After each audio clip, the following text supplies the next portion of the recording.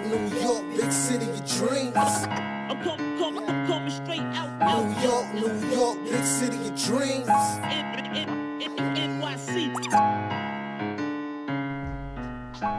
What's going on? This is JLS from Knick Time Show. Here to give you that Knicks talk just in the nick of time. And guess what? We are back. The band is back together. Yeah, man. After a long hiatus, we all managed to dodge the Rooney. With Ryan, if you listen to the last episode, Ryan might have been Rudy Gobert. Ryan might have got the Rooney. But everybody else avoided Ryan. I already caught the Rona, I think. What? I think I already caught it. But nah, I'm good, beloved. but nah, like That's our show. Good night. Your name is Ryan Why Gobert. would you not say that in the beginning? Your name is Ryan Gobert. Because the last episode we had, I think I came in at the end. Yes. Yeah. You missed that. That's when Ryan revealed, hey man, you know what?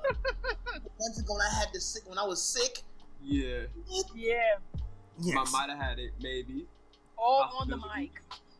Yes, but we are back. We doing this Zoom thing like everybody else. And we will be back next week too. We're gonna keep this thing going. Now we set up for real, we're gonna keep this thing going. But and we're gonna talk some Knicks, damn it. We're gonna talk some Knicks. Let's do it. I'm trying to see how you gonna finesse these intros, knowing that we're not to the left and the right of you. Oh well, we can figure this out right now. Alright, so on the screen, right? To the left of me on the screen Let's do it, okay? is Miss Black Girl Magic herself. Okay, still. Ooh, and you can't really see her, you just see her name. Yeah. Yeah. According to her, it's hair problem. According to her. It's fine.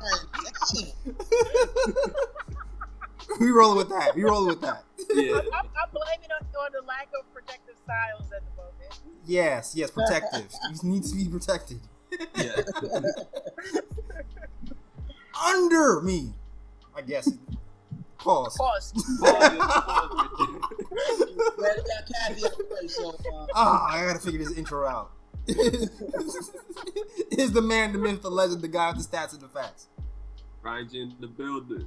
Yeah, man, in the building. This time, Ryan G's in his own building, in his own house this time. Right.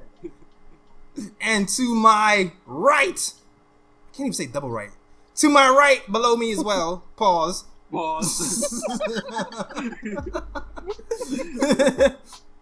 Is the famous Blue Check coming because he did a song with Redman. See the way you scandalize my name with random lies. I know you love me still. It's Sean in the building. What's good? Yeah, man. We back. The band's back together. Alright, let's get into it. Let's do it. We need to talk some Scott Perry news. Because it was said that Scott Perry would be he'll be in charge of the draft, but then news came out a little later that you know what, he won't just be in charge of the draft. He'll be back as GM. Can you read that news for us, Ryan, real quick? Read the news? Oh, you wanted me to read the news? Yeah, exactly what it says on the news of Scott Perry. Y'all need to talk for a bit so I can bring up the site. Oh, never mind. I thought you had it ready. Never mind. Anyway, You're supposed to have the stats and the facts ready. Yeah, man, stats. No. I got other stats. Well in the fact prepared. I didn't know I was supposed to have that up already. You got nothing but time. pre-production, guys. Alright, so Scott Perry will remain general manager of the New York Knicks after agreeing to a new one-year deal with the team on Wednesday. Boom. There we go. Right now it's Sunday. It's not Wednesday anymore. But Scott Perry will be with the Knicks for 1 year. And I feel like it's been Knicks reviews, man. There's been Knicks fans who do not like it. There's Knicks fans who love it. Some in the middle. Me personally, I always felt like Scott Perry was in the shadow of Steve Mills, and there were moves that happened that I couldn't really say this was Scott Perry's complete fault, but this is Steve Mills' doing. And with that in mind, I'm not completely upset that Scott Perry is still here. What do you guys think about that?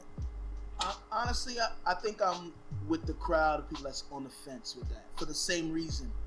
If he's gonna die on his sword, I want to see him die on his own sword, and not have Mills influence anywhere. We can't blame it on anyone else right now. Like, let's see what his reign is like on his own without being partnered with Mills' decisions. I know Rose is probably gonna, have some say in what's going on as well, so that might be a leash. But yeah, let's see what happens, man. I agree, man. And it's like, you know what, too? You just don't bad. I feel like I said, there were certain things he did that he did well. Like the trade for Melo and Enes Kanter and McDermott in the second rounder. Right. The second rounder turned into Mitchell Robinson. Mitch. Probably the biggest move he's made so far. He drafted RJ Barrett, kept it real simple. Another big move. Right? I know Kathy didn't like this, but he traded Marcus Morris and got a first round pick. Hated it. But to me, you took a guy who was 30 something years old, was averaging 13 points a game the year before that, flipped We'll him never 1 know year that. later and turned into a first round pick. Right. It's true. That to me, that's And now we'll never know. No, we do know. We know. We know that we got a first round pick, and that was a good move. And he also, there's the moves he didn't do too. He did not. He didn't end up trading for D'Lo, which I thought might have been, a bad move because they wanted draft picks for D'Lo, and I feel like he might have been a little bit too expensive for us. Right. He didn't do that. We didn't end up trading a lot of our first round picks. Matter of fact, we stockpiled them. We didn't take on any salary. He managed to cap well. Everybody here is on short-term deals. We can let go a lot of these. Half of our contracts we can let go at the drop of a dime. And with the cap space falling like it's about to, with the Corona situation and the NBA cap expecting to drop, having a flexible cap is invaluable right now. It's going to give us an advantage against a lot of these teams who are strapped for cash when it comes down to free agency. So there's a lot of things that Scott Perry did that I feel like at least bare minimum earns him like the right to stay here. Right. So yeah. Anything to add to that, Ryan? I know Ryan. I know. Go ahead, Ryan.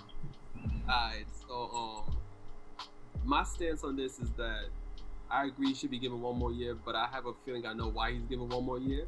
Why is that? Because I believe in 2021, you're going to have Masai Ujiri, Sam Press. I think both of their contracts are over, and I feel like as if Leon Rose is thinking, you know what? Since Scott Perry was here with Steve Mills and it wasn't really him just making the moves himself, like he had Steve Mills there that he had to work with, he was like, all right, Leon Rose, like, all right, I'm going to give you one more year to prove yourself. If you show me within this 1 year that you can make the right moves for this organization, I may extend you more. But if within that 1 year you flop, then you know what? I have Masai Ujiri who's going to probably be out of contract. That's a great point. And Presley's going to be out of contract. Great point. And I'm going to go after one of those guys instead for the following season. That's a great point. And we all know Dolan loved him some Ujiri, and so do I. And there was rumors about that a little earlier that said that we had to give up draft picks to get him here. Yeah. And I'm not for that, man. We just got our joint. Exactly. Matter of fact, I remember we gave up a draft pick to get Perry. Yeah. That's true. Yes. That's true. So then to get rid of him a couple of years later and then give more draft picks to get somebody, I'm like, dog, let's stop the cycle. Let's keep it moving, and let's see what he does. He drafts well too. Like, right. Yeah. He drafts well too. He drafted well for Sacramento with my guy with the Dragon Ball Z hair. Oh, De'Aaron Fox. De'Aaron Fox.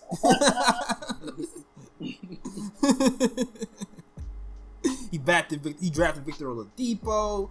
He got us Alonzo Trier, who some people still feel like he has something left in the tank, even though he might not be with the Knicks this season. Like, he's done some good things. Yeah, even if he's not with the Knicks, I definitely feel like he has something left in the tank. Now there's been some bad too, like bringing Moutier here was Well, yeah. What was his name, Jay? His name was Emmanuel. No, that's not what you called him. What's his name again? Dudier. The views. Oh no. Kathy, The views of Kathy. That's Do not reflect those Jay Ellis. You started it. What are you talking about? I called him Sir Emmanuel because I put some respect on his name. I definitely don't remember that. That's how I remember. Very different. That's how I remember. No gunshots.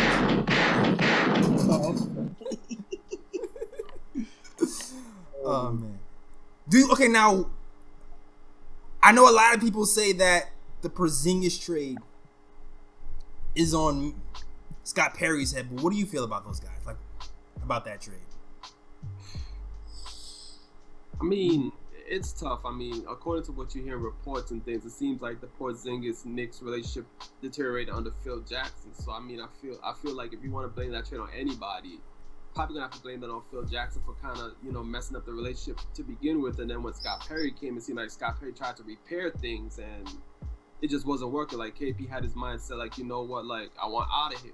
Yeah. According to what you hear in the report, so it's like I don't really blame Scott Perry for that, because it's like it seems like at that point it's like, yo, he doesn't want to be here, so like we either gonna lose him for cheap or we get something for him. So Right. It is what it is. Yeah, I mean, I think that relationship was soured before that. KP and his brother were like, we are done with the organization. I just think they not only were concerned with how KP was being treated, but I don't think they just liked how the organization was treating the players in general. So I don't think Perry could have done anything at that point to salvage that. And just the trades in general, because the biggest argument people have for Perry is, okay, you know what? Yeah, he might have drafted okay, but when you look at the roster construction, we didn't win. And when you look at what we got back for the Porzingis trade, all we got back was Dennis Smith Jr. and cap space. Yeah, pretty much. So you look at it that way, some people are like, you know what? Perry is just as much to blame as anybody. We could have waited. We could have called his bluff, KP's bluff, and just re-signed him anyway. I wasn't for the calling the bluff thing. Mm-hmm. But that is the counterpoint. You have that toxic energy on the team, like calling the bluff. I don't think that would have been in my best interest either. Yeah, that's the best counterpoint to me, is maybe we could have traded for somebody better. But I'm not sure what the market was at this point. I know they was really trying to get that done quickly and try to deflect from the drama, because people know when you have the drama, sometimes the drama brings down the trade value. Absolutely. So I feel like the longer we waited to trade him and the news came out that he wanted to be here and that would have hurt our trade value in general. So I don't think that was the right move in general. Yeah, and I mean, and you have to think about it too. Like, could we have gotten better players for KP? Of course, but then at the same time, you have to remember the climate at the time, because the big free agency was coming up, and it was like, yo, like the main idea was to free up as much cap space as possible so we could bring in 2 big name free agents. So it's like, that was the main idea. So I mean, at the time, it's like, yo, if we could just bring in another top pick in Dennis Smith Jr. and like just free up cap space, and at the time they supposedly thought that they had a good chance at KD and yeah. That's right. Yeah. So it's like, yo, just try your luck, and just see what happens. It backfired, but I mean, it's a risk. If KD doesn't get injured, does Perry and those guys look like a hero all of a sudden now, man? Right. Does the narrative change if KD never is injured in that season, in that playoff game? Might be. It could have been. Might be. I mean, looking at the Nets right now, if they were to come to the Knicks, we'd be in the same predicament we're in right now, though. Absolutely. and Fizz might still be here too. That's true. Yeah. Oh, that's definitely true. Yeah. Yeah. Wow. Yeah. With KD here to cover up his faults and his lack of coaching. Oh man, that would have been bad. Yeah, gunshots. Fizz still might have been here if we were won Yeah, games, and we would have known. It's like when you think about the domino effect of one decision. Man, Like if KD doesn't get hurt, then there's a whole different scenario. Knicks and Nets look different. Knicks and Nets Might look still different. be here. Like Exactly. that's crazy. Then Kenny Atkinson is still with the Nets. You know what I'm saying? Right. Because Kyrie won't even be there. You know what I mean? Crazy, man. Wow. Oh, everything could have changed. Everything could have changed. But yeah, that's. I mean, to kind of end it off, I'm still with Scott Perry being here. Don't mind. Despite, I'm yeah. interested to see how the season's going to go under him. What moves will be made in the offseason. Mm-hmm. You know, especially with everything being shifted now. I mean, like, give the guy a second chance, especially in light of what's going on now. You know, he's earned it, like you said, Jay, earlier. Yeah, and I kind of just feel like, too, with Leon Rose being here, he's not in a position to just make wholesale changes. Like, people forget that Leon Rose is not a real, like, president. Like, he worked for the CAA. He's an agent. He doesn't have people on staff. He doesn't have, so he's making these moves. Like, he hired, I forgot his name, from the Cavs to be the capologist. We worked the system for the New York Knicks. David Black? Yeah, I don't think it's David. But you can look that up actually. But he's still putting his team together. He knows basketball, but he doesn't know how to structure things. He doesn't know how to, he's learning on the fly. So for him, for people who are mad that this is happening, to me, it's a bigger red flag for me if Leon Rose just makes complete wholesale changes, learning on the job. This day one, when he still himself doesn't really know what's what. So it was Brock Allen that he hired, right? Brock Allen, I thank was you. just about to say it. I just looked it up right now. Yep, Brock Allen. Thank you. But yeah, I'm rocking with Perry. End of the day, I'm rocking with Perry, at least for this year. I told you guys Ninja P was going to escape. People was like, oh, he's going to Jay Ellis. He's going to. Nah, Ninja P is going to escape. He has escaped. He's here for one more year. That's what Ninja P does. You can't hold that man down. I see you next season. Hopefully he doesn't trade my boy Frank. That's the only thing I'm scared about. Because he does not like Frank. If that CP3 trade happens, it's a threat. I said if that CP3 trade happens, it's a threat. No, absolutely. But why doesn't he like Frank? Because he's not his type of. Because Frank isn't that type of attack point guard. He's not an aggressive point guard. Like he likes those De'Aaron Foxes. He likes the DSJ. He likes people who's going to attack, and Frank is not that. He's more of a system point guard. So and he's a project too. So he is, but he's a system point guard who can defend. Right. We see it, but you have to have foresight for that. But yeah. That's my biggest fear is him kind of trading Frank. But I'm a Frank guy, so that's biased. Whatever. Yeah. Trade DSJ. And trust me, if he gets traded to OKC, Frank is gonna flourish at OKC. You know what, Ryan? That's you bridging the gap perfectly, man. Bridging the gap perfectly.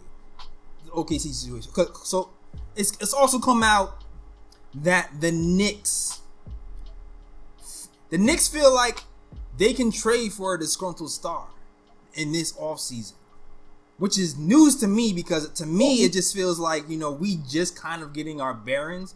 Yes, we have a bunch of first round draft picks, but I don't think that the picks that we picked so far have developed into something of value of yet to say with such certainty that we can just trade for a disgruntled star right this second. So that makes me a little bit nervous. I'm not gonna lie. I'm not gonna lie. But like we were saying, they think they can trade for a disgruntled star or a star in general. And then you hear these Chris Paul news, and you heard that the Knicks feel like bringing Chris Paul in can actually jumpstart a winning culture. Well, okay, and we'll get to the other stars that they'd be looking at. But so now they're trying to get Chris Paul. What is that trade even going to look like? What do we need to give up for that? Nothing. Don't even think about it. Let's not consider it. Well, yeah. I mean, first, is it This worth shouldn't it? be a thing. No. So Ah, I was Christopher? Christopher. yes, Christopher. Yes, Christopher. Well, I was on SNY TV, and they came up with two scenarios, and Jay was like, money-wise, it doesn't work. But one of those scenarios does have Frank Ntilikina packaged with Reggie Bullock for Paul. Well, the news is a young piece would have to be involved. Right. Yeah, that's That obvious. makes sense. That makes sense, but you think Reggie Bullock and Frank is going to be enough to package to get Chris Paul? Well, to me, you have to put Randall in there because let's be real. Chris Paul costs $44 million Mhm. a year. He has 2 years left on his contract. Right. $44 million. So you have to put in some big contracts and some veterans to at least kind of supplement that money. Julius Randle makes $18 million, and then you got to add some things onto that. Then you can throw in. To me, you throw in Elfrid Payton because he's a point guard. You're gonna have too many point guards already. But who knows? Scott Perry loves Elfrid Payton though. He worked. He tried for 2 years to get him there, and he just got him. So who knows if he'll do that? It's so interesting, right? So again, I'm looking at this article on SNY, and they're like, Julius Randle will stay. I'm just confused. I'm really trying to figure out how they're working out this money situation. The only thing I can think about is that maybe what they're looking at is the contract that's gonna be off the books after the season. Maybe that's gonna be able to accommodate Chris's contract after, for next season. That's what I'm thinking. So Bullock and Frank? I don't know. Bullock looks what, No, $2 million, $1 million? Don't the Knicks have other players on the 1 year contracts, right? Right. So that's what I'm thinking, that those 1 year contracts are gonna be off the books, and that's gonna Oh no! I see what you're saying.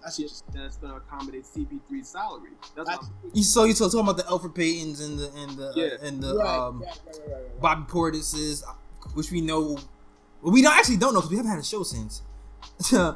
Bobby Portis is reported that the Knicks aren't interested in bringing him back. Yeah, I mean, I don't mean to laugh. You stop it. Who really interested in bringing back though from this squad? Like, who are they really interested in bringing? I would bring back, but I would ship Randall out of here and bring back. Man, listen. You would bring Portis back before Randall. Yes. But I don't know why. Bye. No, I mean, but Portis was actually making good contributions to the team. Why are they not interested in bringing him back? I don't. Maybe because He's too inconsistent. he was inconsistent in the beginning of the season. I feel like he put. And Randall's like the pillar of consistency. I mean, he put up 29. He put up 20 and 9. That was consistent. He's been consistent. He's just been consistently turning the ball over as well. Exactly.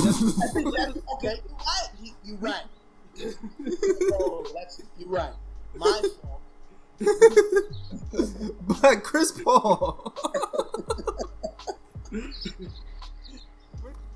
Okay, so in the event that Chris Paul actually gets here, like if we win the lotto, right, we get real lucky, and we draft someone like LaMelo Ball, Right.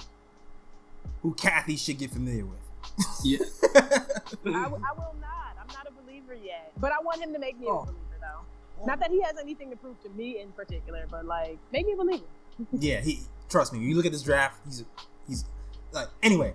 Besides the point, if we draft a guy like LaMelo Ball or Killian Hayes, and then we bring in a guy like Chris Paul, who's just gonna take away minutes to play 30 minutes a game, then to me that doesn't make sense. It doesn't make sense for me to just straight up just go Chris Paul at that moment, because I feel like at that point we have a guard who's going to be able to give RJ the ball and kind of run the rest of the team kind of sufficiently and still be able to kind of learn on the fly.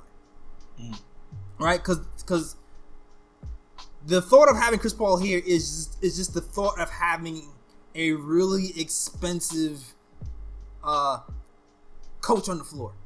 Exactly. Yeah. Exactly. Right? Like, no one is expecting to win a chip.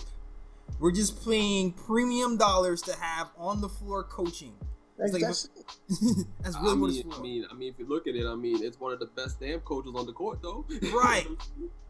and then he'll be able to teach everybody else. And RJ and Mitch and those guys should be better in the long term for it. And even like Chris Paul, I credit Chris Paul for getting I keep forgetting his name. He was on the Clippers, then he was on the Pacers, and the Lakers was talking about picking him up and all at the trade deadline. Darren Collison. Oh, Yes. I feel like the reason why Darren Collison is so good because of Chris Paul. Go ahead. What are you saying, Kathy? I would have been here for Chris if we got Chris before, like right after the Rockets let him go, and instead of him going to OKC, he would have came to us. I would have been here for that instead. But now, I mean, the team is already too new. Like, it's either we gonna go young and new, or we gonna be old and we're gonna be what we always are. It was. Because if we get Chris, who else we gonna be able to pick up after that? Nobody. But that's maybe somebody else, because we have so many flexible contracts. Maybe we'd be able to like rob some. Maybe one other person, if that, and a bunch of. But nah, I'd have been good if we tried to get him after the Rockets. That's the thing. That's the thing. It would have been more difficult. It would have been more crazy for me to offer up something of valuable to him when he was on the Rockets, because he was injured on the Rockets. This is the first year he hasn't really been injured. We could have probably talked him out of some money. He's not getting talked about a 41. He ain't getting talked out of nothing. And if you guys thinking, we're trading Chris Paul and he can opt out, I've heard him say he's not opting out of $41 million. Well, then he don't need to play for us. But here's my thing, though. I've had a lot of thought. At first, I was against it. Oh no. Mm-hmm. I didn't want to be here because I was like, he's an older player, injury prone. Yeah. You see where he's going, Edson, right? You see where he's going. Yeah. But I've really thought about this lately. Okay. And I just want to bring up some stats right quick. Oh, snap, stats on the fact. Oh, that's the stats he had already. The fact. Yeah. He said he was prepared. So, I just looked at past situations where Chris Paul moved from team to team and the impact he's had on that team throughout his career. Okay. So, the first 6 seasons he's with the New Orleans Hornets. Then when he moved to the Clippers, right? So, I just wanted to see the jump from the season previously with the Clippers to when he joined the team. So here's the jump. In 2010, 2011, this was before Chris Paul came. Okay. The Clippers were 32-50. When Chris Paul came in 2011, 2012, the Clippers turned it around and was 40-26. That was a shortened season. Okay. So the Clippers went from being 18 games under 500 to 14 games over 500 within a season. Okay. So now I checked to see the difference between him going from the Clippers to the Rockets. So the previous season, before he came, that was the 16-17 season. The Rockets were 55-27. Immediately the next season, the Rockets won 65 games and got to the conference finals, and they probably should have won that conference finals if it wasn't for Chris Paul getting hurt. But then he got hurt. Exactly. So, I mean, there's argument. You can make an argument that the Rockets, if Chris Paul didn't get hurt, they would have probably beat the Warriors and made the finals. Absolutely. Absolutely, but yeah. Those other teams that he were on, he had other contributors. Who do we have that can work alongside besides RJ and Mitch? Who do we really have that's really gonna give us some points and give us some good minutes? That's the thing, Kathy. But now with OKC because you have to remember OKC has a bunch of young players on that squad. Okay. And with CP3, they're 40-24, and there's a bunch of young players on that squad, really. So to me, it's like I feel like CP3 can have a positive effect on the squad overall, and he's only going to be here for like maybe 2 seasons. Next season, and then he's going to opt in because he wants his money, and be here the following season. And say, for example, the Knicks do draft a LaMelo Ball or whatever the case may be. LaMelo Ball, I'm not saying Chris Paul and LaMelo Ball is similar because they're not, but what they do share is that court vision. Like, they are point guards that like to pass the ball and find other teammates. And I feel like if that happens, Chris Paul can kind of coach up LaMelo like how he was coaching up Shai Gilgeous-Alexander in OKC and have him become a better player, so that when those 2 years pass and say LaMelo Ball's entering his third season, he's gonna learn. He's gonna learn so much from CP3 that he's gonna be ready to take the reins and be like, this is my team now, and lead the Knicks towards the glory.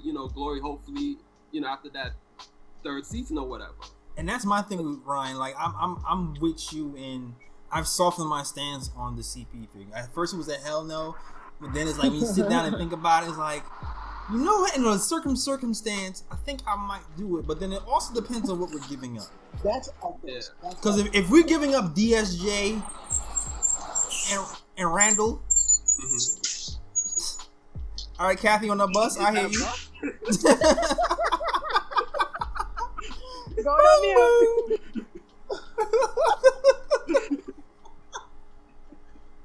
Hope you're practicing social distancing on the bus, Kathy. All right. Yeah. Nah, definitely am. All right. But I think that was what I was going to interject, because I think those are actually some really good stats. When you look at his impact on the team, that's great. But what are we giving up to get him? Right. Yeah. Because they want young players. Pivotal pieces, right? Are we giving up pivotal pieces that we can build upon with with the knowledge set, set that he has? Or are we going back to ground zero? What young players would you give up, if any? Because I'm giving up DSJ. Yeah, he can go. And that's about it. I mean, I'm definitely keeping Mitch at all costs. Keeping Mitch. If we keep anything whatsoever. RJ, we keep Knox. Knox can go. What? We gotta look at it, right? Because Frank, I want to keep him, but if we have to move him, I want to keep him though. Mm-hmm. Knox, I don't really have thoughts on me. I think he can go. I think Knox can go. Yeah, I think Knox. I'd be willing to give up Knox for that. I might actually keep Knox. I would actually try to anyway. You would keep Knox? I think so. In that scenario, Knox gotta show me something. Like, if the NBA season comes back, like, he has to show me something, because I definitely want to see something. Show me much. I'm like, if there's a trade that comes down for CP3 or another disgruntled star, he's gone. I'm sorry. I actually feel like DSJ might have more value than Knox, only because I can't see them only going for DSJ though. Nah, it would have to be DSJ, possibly Randall, or one of these other picks, probably Reggie Bullock, because he's on a short contract.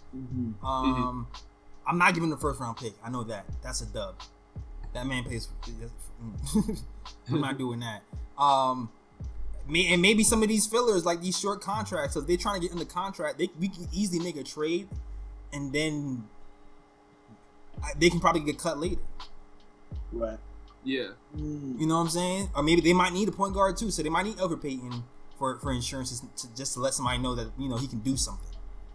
Just in case DSJ doesn't pan out, but DSJ has an upside. So yeah, that's what I'm thinking.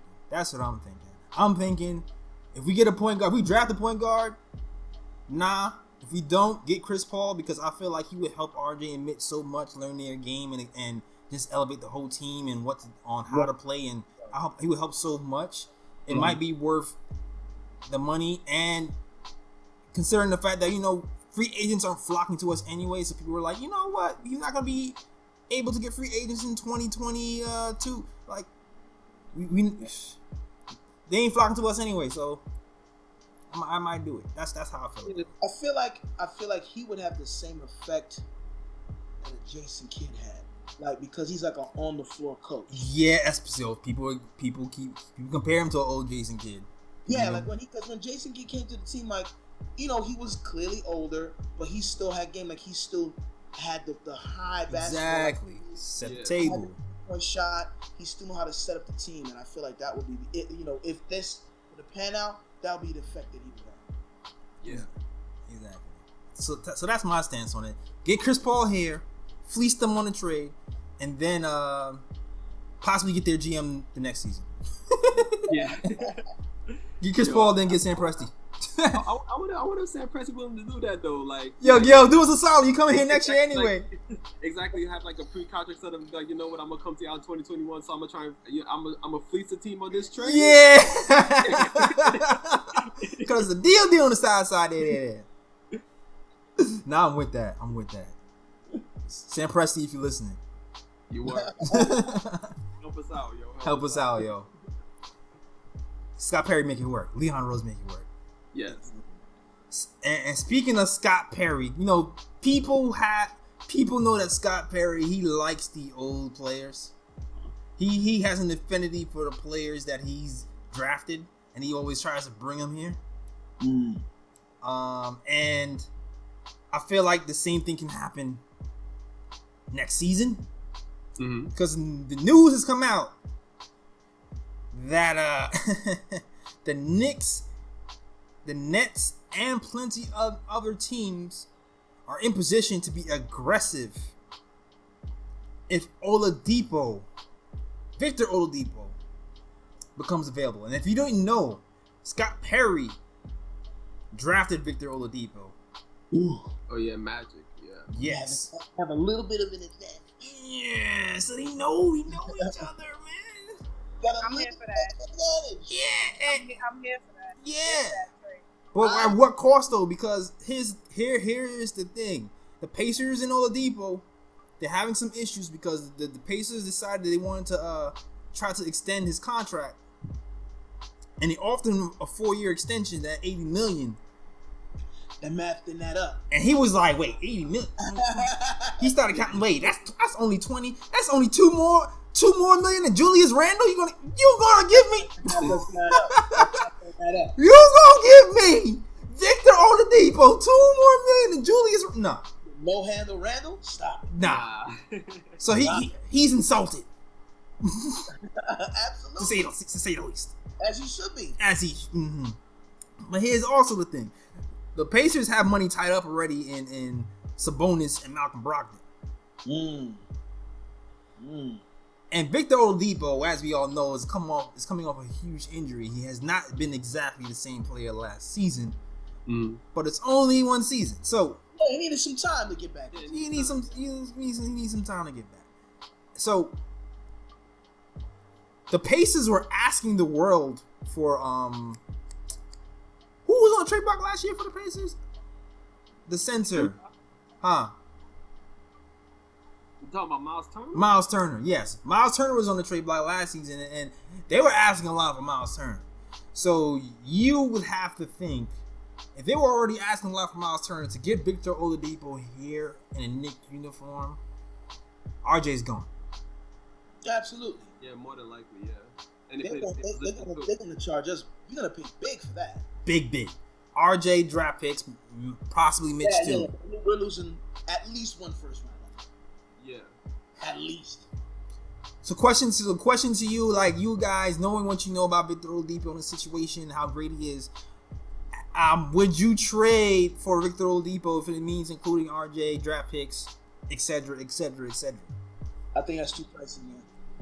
Nah, I wouldn't do it. I think it's too costly. It looks good short term.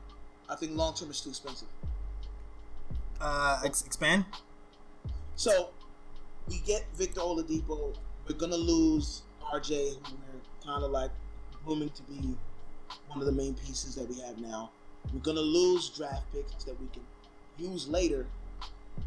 How old is he now, Victor Oladipo? He's in his 20s. 27. 27. And again, yes, he needs another season to see if he's really fully recovered from the injury.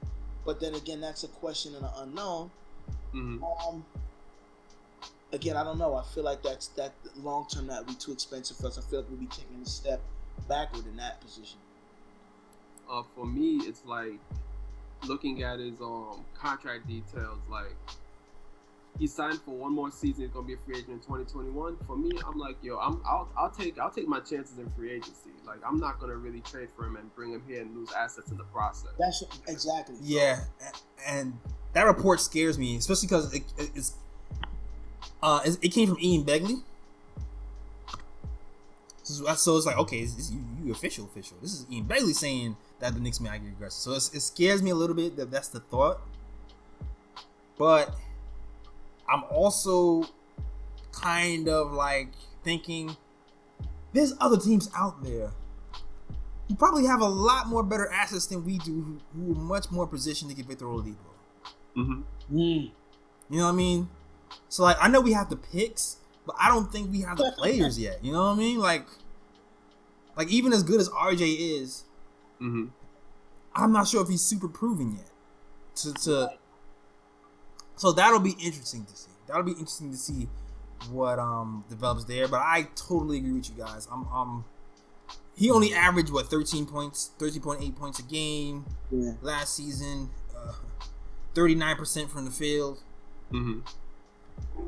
It's one thing to trade. It's one thing to give him money and nothing to jump the gun and trade all your assets. That's old. That's old Knicks to me. That's old. And hopefully we stay away from things like that. Yeah. Yeah. That's all I got to say about that. I'm just trying to. Yeah, I just think it's not in our best interest. Not in our best interest. Yeah. Love you, Victor. Yeah, no, I mean he's got an amazing game. Yeah. Like long term, how's that gonna affect us? Right. We've shot our shot like that before, and it hasn't panned out. So let's, the definition of insanity is doing the same thing over again and expecting a different result. Yeah. Let's not do that. Yeah.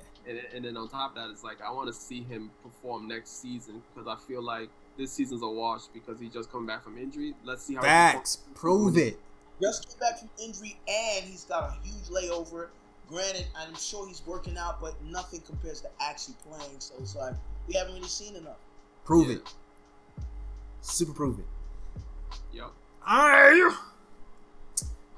Next. It's been the week of reminiscing. Let's do it. You know? It's been the week of reminiscing. We're watching Last Dance for weeks at a time. You know, and that's been showing every week. We'll get into that even later. But I'm not even talking about the Last Dance. I'm talking about another dance that happened on the Knicks. That was the Last Dance. and he danced a dance to a song that didn't last too long. Talking about Jeremy Lin-sanity, man. The Lin-sanity era. Lin was here for 2 whole weeks. Tore the league up.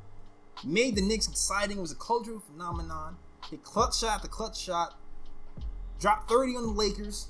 30 plus on the Lakers. It was like 30 or 38, something like that. Yeah. Game winners in Toronto. Right. Yep. Set the league on fire. Right. Only for him to miss the playoffs with a meniscus injury. Yep. Yeah. And not get re-signed. Injury prone. Mm-hmm. As we've seen throughout the rest of his career after, but Yeah, it was not re-signed at all. And I'm gonna say this, and news came out last week. This is interesting to me. And here's news. Jeremy Lin was just interviewed on MSG. Yep. And during the interview, he said he talked about the time when he was a free agent for the Knicks, and the Knicks encouraged him to look around, get a contract, get your, and you know what? We'll match. We'll bring you back. We'll match. So he does that, and they go to Houston. Houston offers him a contract, the famous Jeremy Lin poison pill contract. And Lin turns to his agent and says, "Hey, can you get Houston to lower the contract for me?" He just admitted this. The contract is too high. It's too crazy. I don't want this much. The Knicks will never match. He was willing to give up money to come back to New York. But he was like, his agent was like, "No, it's too late. We can't do that. This is the only contract we got. You got to sign it. The rest is history." Jeremy Lin is gone from the New York Knicks. Goes to the Houston Rockets.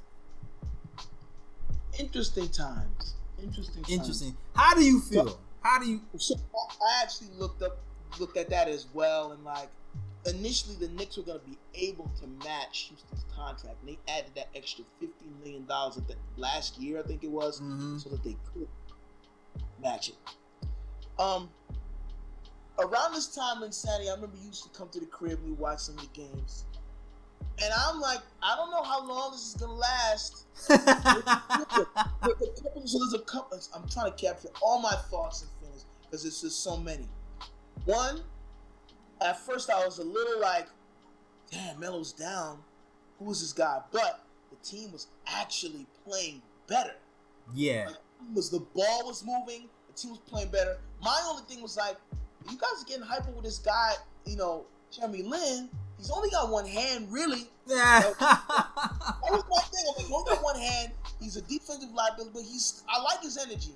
But I'm like, I'm not buying a jersey and like jersey shirts. It's like you're a hater. You're a hater. Like how someone's like, yo, you gotta watch this show, bro. Or you gotta watch this show. I'm gonna wait. But really good. And then I'll watch it later. I was not jumping on Lin-sanity because everybody else was jumping on it. It was an exciting time. I will not lie. It was an exciting time for the Knicks, especially that Lakers game. Not only because of Jeremy Lin. Kobe had a crazy game in the fourth quarter. But Jeremy Lin was a phenomenon. It was, I think, for me, it idealized social media and how pop culture can take over, and I think that's what it was. I'm just so anti-pop culture, and that's what Jeremy Lin represented for me. Yeah. I was like, and listen, I'm just saying how I felt at the time. The hate is real with this one. And then, after he left the Knicks, we saw the holes in his game. I was like, I told you. But again, my personal feelings. But I do think it was an exciting time for the Knicks during that time because they were playing just a different style of basketball. Carmelo was down and the ball was moving. Tyson Chandler's getting the ball. Who was that shooter? Steve Novak? Novak was getting the ball. Like, I mean, this was, and when I look at it, I'm like, oh man, this is like one of my favorite, like the Knicks team there. Cohesion. Yeah. Ball movement. You think players like Bill Walker better. I mean, Walker was playing better. I'm like, yo, yeah. Listen, again, all those things I understand, but it was. I don't think it was Jeremy Lin himself. I think it was the pop, and he has no control over that, right? Mm-hmm. But it was the pop culture aspect of it. I'm like, nah, I'm not jumping on this bandwagon yet. I need to see what happens. Yeah. But good time in basketball for Knicks basketball. I'll say that. So were you happy that? So you were happy that Knicks didn't match? Nah, I kind of wanted to see him back, and then again, it was just the pop culture aspect. Okay, so you were into Lin-sanity, but you wanted him back. I like Jeremy Lin. I wasn't into Lin-sanity. Okay, all right, fair. You know what I'm saying? You downgraded from hater. You downgraded from hater to slight disrespect. All right. What about you, right? I don't even know if Kathy's here. Like, Kathy, you there? Yeah. All right, cool. All right, we're right back on mute. Perfectly right now. Yo, I feel like you at that work meeting, that one person who has the the black screen. Word. They feel like they did, but they in the bathroom, right, making eggs. Oh man. Yeah, so Lin-sanity now. I mean, during the time, like, Lin-sanity had me hyped during the time. I'm not gonna front. Like, I love the way he was playing ball for the Knicks. I love the fact that the Knicks were playing better. Because Ryan isn't a hater. Squad. You know, that whole time it was like, yo, I can't wait till Melo come back. Because I'm like, yo, when Melo comes back. When Melo get. Exactly, when Melo get back and playing the way he is, it's a wrap. But then, unfortunately, that wasn't the case. When Melo came back, things just started to go down. Melo was too big of a personality on that team, and he demanded the ball. But the thing that I don't know what Melo's thought process was at the time, because I know he's a top tier player, but it's like when he moved without the ball, he was scoring better and easier. Mm-hmm. Why not? But it was just, I think it might have been an ego thing at the time. I don't know what it was. It was an and ego. then I think it was a I bunch think- of things, man. I think it was ego. It was D'Antoni didn't figure things out because D'Antoni ended up quitting as well because he couldn't figure out. And D'Antoni is a point guard coach. Yeah. He likes to coach through the point guard and back out. Mm-hmm. So having Melo back for him was probably the biggest mind crap ever. Like I don't know, he didn't know what to do with this information, and he just like, you know what, I'm going home. I'm good. Bye. I quit. Bye. Because I mean, like, if you look at all of D'Antoni's teams, like when he was the most successful, which was his time with the Suns and his time with the Rockets, it's like he had that established point guard, where the offense ran through him. Like in Phoenix, he had Steve Nash. In Houston, he had, he has James Harden. Right. So it's like D'Antoni wants, teams that have that point guard where you can run the offense through, which is why I think he loved Lin so much, because with Lin, he was able to actually run his offense without Melo on the court. But you see, when Melo comes back now, D'Antoni already knows, like, I got to incorporate Melo into the offense, and Melo got to be the guy that has the ball, because and you know how to do it. Exactly. And it's like when you're doing that now and you're going back to ISO ball and things like that, right? That makes the point guard ineffective. But then that's interesting, right? So we look at Houston Rockets. You mentioned like James Harden, but James Harden is not really a true point guard. He's also an ISO ball player, and he kind of like, and I think that was the thing. I was like, that's why it didn't work there either. Right, but exactly, but it could have, especially when they had Chris Paul. Mm-hmm. But I don't feel like they were using Chris Paul the way they should have. They had Chris Paul playing off the ball, and they had James Harden bringing the ball up most of the times. Again, James Harden is an elite scorer, but I'm like, if you're trying to, that's why they almost won before Chris Paul got hurt. Right. When they were using Chris Paul the way they were supposed to, that team was untouchable. Like they would have beat Golden State. Yeah, you also got to think too. Jeremy Lin wasn't a shooter. Right. He hit shots from time to time, but he wasn't like some big 3-point threat. He was streaky. Yeah, he was streaky. Yeah, so that's another reason why. And to be honest with you, my thoughts on Jeremy Lin, I feel like a lot of players, injuries messed him up. Very true. Mm-hmm. I feel like if he didn't have that injury history, I think he would still be in the NBA and playing pretty well. Like he still got to his game didn't evolve though. Because of injury. A lot of people's games don't evolve when they get injured all the time. Because you get better in the offseason. Even before he got in, his game didn't evolve. Like he wasn't that great on defense.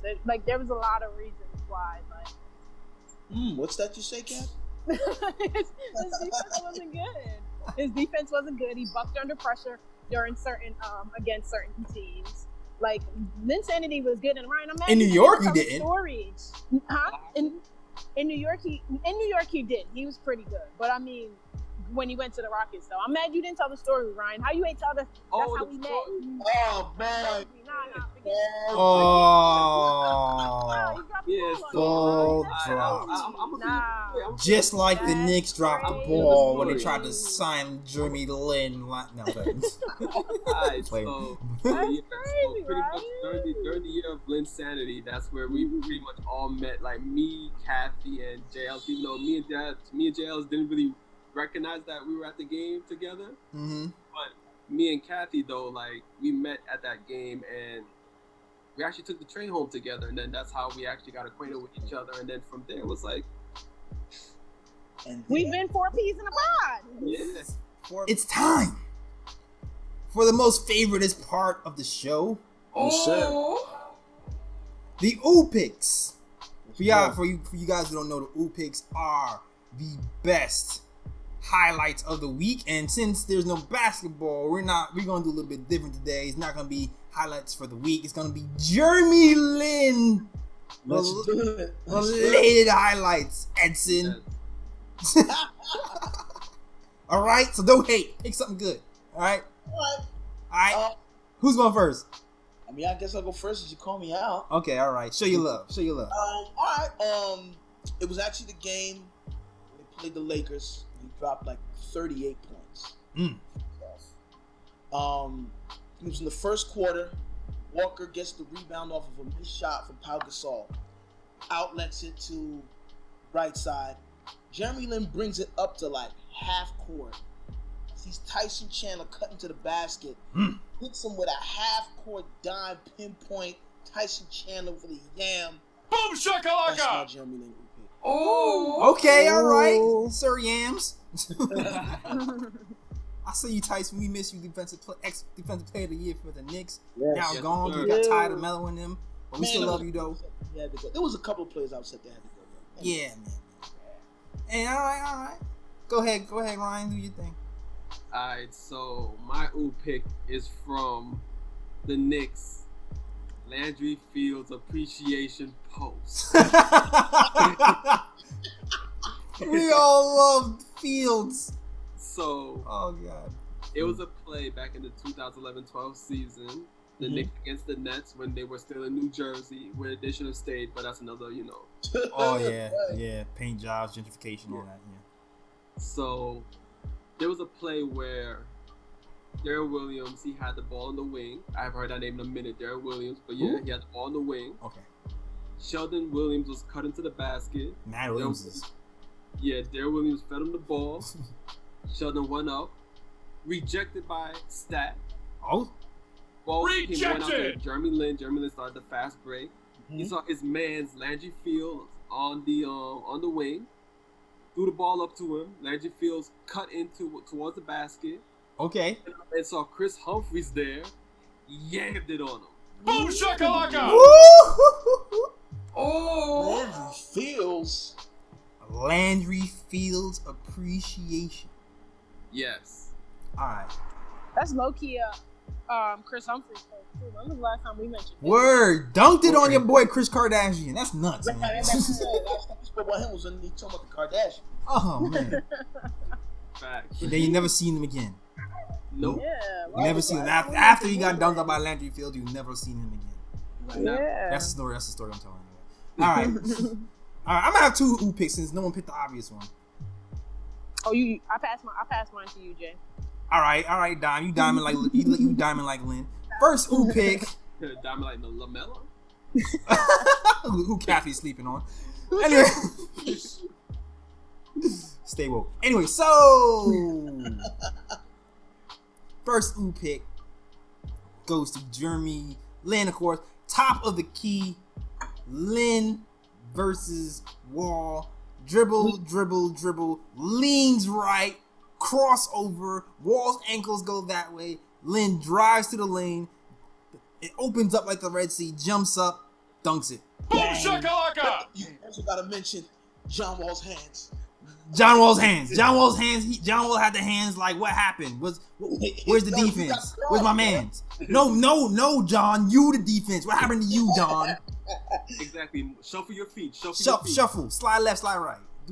Got cross, bro. He was a disgrace to the name that day. That play. My second ooh pick, because no one picked this one. This is you mentioned Jeremy Lin. You gotta mention Knicks Toronto, man. You gotta mention Knicks Toronto. Of course. The comeback win. Iman Shumpert steals the ball. Jeremy Lin top of the key. Time running down. Knicks trying to call a pick. Jeremy Lin rejects the picks. Tells D'Antoni, nah, I got it. ISO, son. I got this. Calderon's on me. What the hell is a Calderon? I don't know. Dribble, jiggle, pull up, three, nothing but net. Oh! That's it. The one thing I'll say about this time period in the Knicks, it really gave it was a good story, and that's why his marketing for the Knicks marketing was gonna make it's like this guy was sleeping on. Was it Fields' couch? Was it Landry Fields' couch? Yeah, it was on Landry Fields' couch. And he was like not even guaranteed money, and this guy came from being a nobody and a no name to like being the Knick for like 2 weeks. Like, that's like the dream. Like you like, yeah. That's like the dream, just to get an opportunity to show that I belong. And The Garden was fun. The Garden was fun at that time. Yeah. And It was fun watching Knick games. It was interesting too because he was saying he was scared. His agent was pretty much telling him, "Hey, don't be scared. Don't play tentative. Don't do that because you're almost out the league, buddy." Right. This is do or die time. This is do or die time. So don't be passing up shots playing conservative now. You gotta do what you gotta do, and it ended up working out for him. He actually got a contract. Yeah. Saved his He out the career. league now though. Yeah, we out the league now. And he got a ring. He got a ring. He got monies. He got millions of dollars from Houston, and he might be back. You never know. He might be back Right. next He's season. playing with in Beijing, right? I think so. Yeah, China. Yeah. He's playing, and he said in Beijing he gets Lin-sanity all the time. Like that's That's he's life. like, you know. But yeah, as a person, I really like Jeremy story and how he came from like the bottom and like this is what you dream about. Like there's people who are considered legends that don't have a ring, Yeah. you know. But Yeah, and I mean, like, let's be real about it too. Like, how many guys we know come from Harvard and end up in the NBA? Like, let's be real about One. it. do you remember the YouTube? There was like a YouTube video, and it was breaking down Jeremy Lin playing the game, and there's a Chinese guy's voice doing like math equations. Damn, yo. I'm about to Disrespectful. say- Disrespectful. Disrespectful. Man, We've and you come a know, long thinking way. about it too. Like next week, I already got my idea who the OO pick is gonna be for. All right, cool. Save those gems, buddy. You're saving that for next week. Yeah. Yeah, the name was Save mentioned. those I was like, you gems. know what? I gotta show this dude love because when he was a Knick, I like this game. I think I know what you're going for, but I'm Yeah. All I'm right. gonna pick for next week though. All right, now it's time for the other favorite part of the program, yes, sir. Bruh. bruh picks. Bruh picks, for guys who don't know, are usually the worst plays of the week, or it doesn't have to be about basketball. It can just be social bruhs, things that happen in the world that suck, that are stupid, that are dumb, all of the above. Exactly. The bruh picks. That's what bruh picks are. Jensen, go ahead. I know Ryan got 37 bruh picks. Right. Honestly, I have just one bruh pick, and this bruh pick goes to everybody who was out in Park, West Side, that didn't have no masks on. They weren't social distancing. I know the weather was nice. It was a Saturday, but we still don't really fully understand the scope of this thing. And yes, the curve is flattening, but New York is a hot spot. Like, just be safe. And so the bruh pick goes to those people who are out there. The other bruh pick goes to, I mean, I guess it's not a bruh pick, but the cops were giving out masks to those folks. And some information that I just received from Mr. Ryan G was in Brownsville. There was a crowd of folks probably doing the same thing. The cops didn't get the same response. But anybody who was out congregating in large numbers without really taking precautions, the bruh goes to you. All right, hit the Bruh. bruh for that.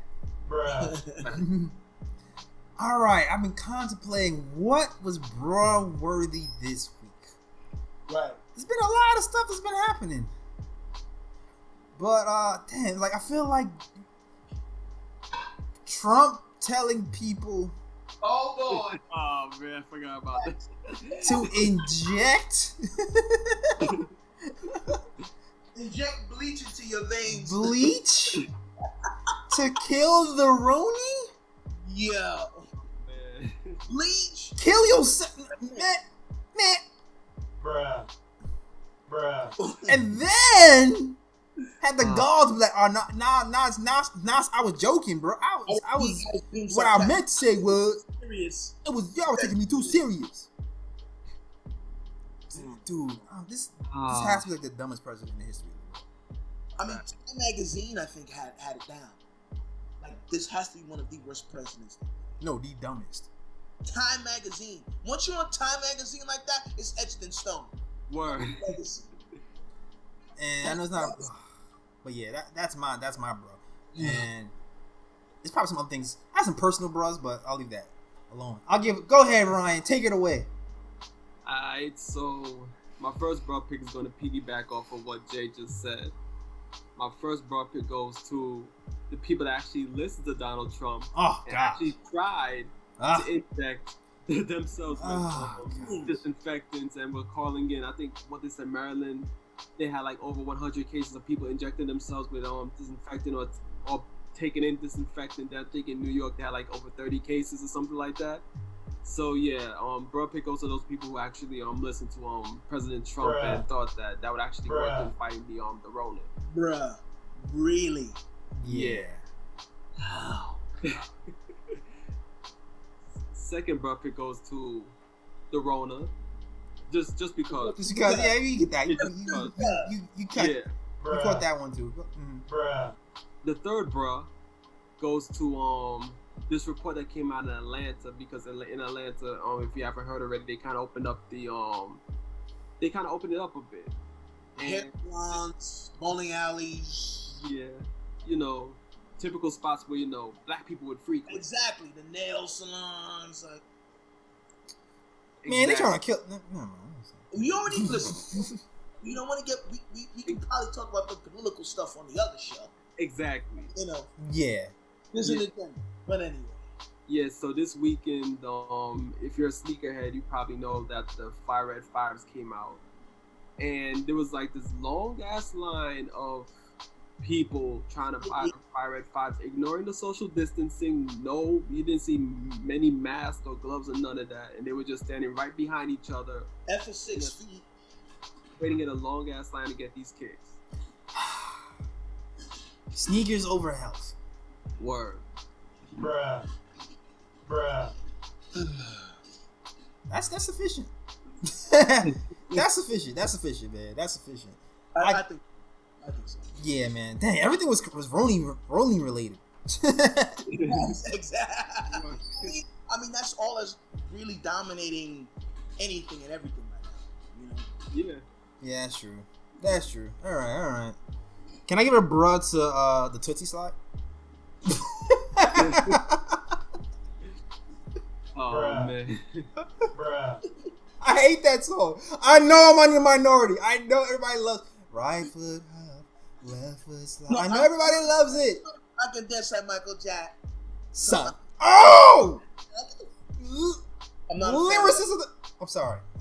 I'm definitely not a fan of I'm that. sorry. You know what? I'm old. It's fine. That's okay. So, You hey, I'm looking forward to the album though. But man, I knew what it was. I knew it was a money grab. It worked. Yeah. So obviously, you know what? Bruh to me, because it worked. Bruh. Bruh to me, it Bruh. worked. it's all marketing, bro. It worked. He was like #1 TikTok. Oh yeah. All right. It's all marketing. It's like, what can we do that's gonna have everybody doing it? It's marketing. That's all. Yeah, pretty much. It was smart. It was actually smart. I'm missing a song that everyone can dance to.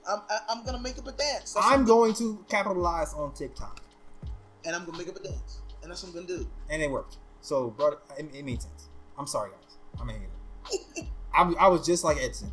He's rubbing off on me. Anyway, that is our show. We're gonna keep this up because now that we have the setup going, you're gonna have us live on, well, not live, but we're gonna have the recorded content on YouTube and all this other stuff. So definitely check out the next show next week. Exactly. You can definitely find everything on nickoftimeshow.com. You can also find us on soundcloud.com/nickotimeshow, youtube.com/nickotimeshow, and all those things. You can also follow us on all social media as well. That's facebook.com/nickotimeshow. We're on the KLT Show on Twitter. Yes. The Nick of Time Show on Instagram. And you also buy merch. See this Knox shirt behind me? You can buy that. All the time by Jay Ellis. Oh yeah, because Jay Ellis Ross things. Yeah. Yeah.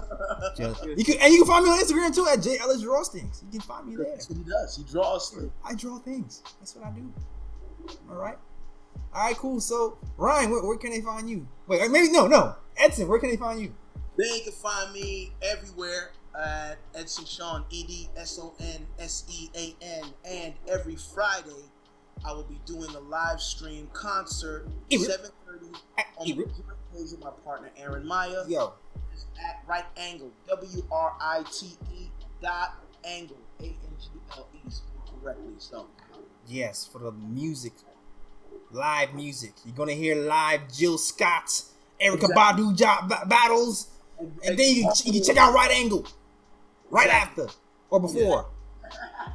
I don't know when they come on. Check it out. Ray Ryan, where can they find you, man? You can find me on IG at Sir G is chillin'. Sir G is chilling. That's SIRG is CHILLIN, and also don't forget Kathy Steele. What is it? _KATHYSTELE. Yes, find her The too. IG, that's how she says it. Yeah, something like that. Yeah, something like that. Yeah. Hold Kathy. on. Let's not do that.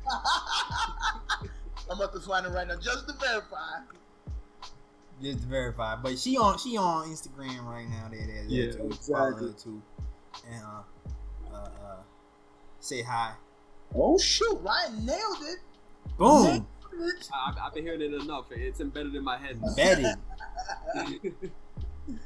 I could definitely check out Kathy, and that is it. We are out of here. Peace. New York, big city of dreams. I'm coming straight out. New York, big city of dreams. The Nick of Time Podcast.